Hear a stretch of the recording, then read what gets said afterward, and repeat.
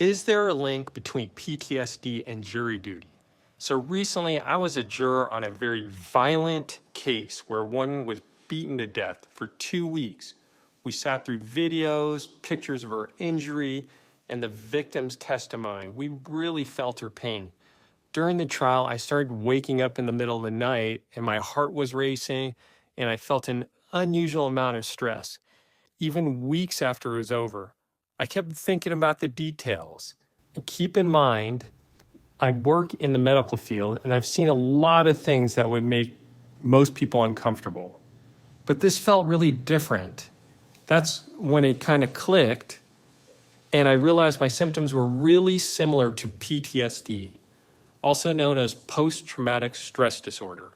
Is basically an intense reaction to a traumatic event.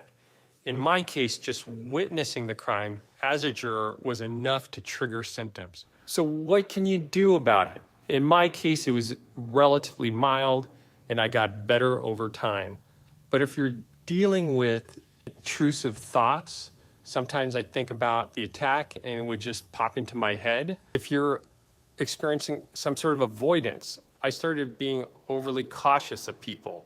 Or if you have negative mood changes, let's just say I wasn't very positive.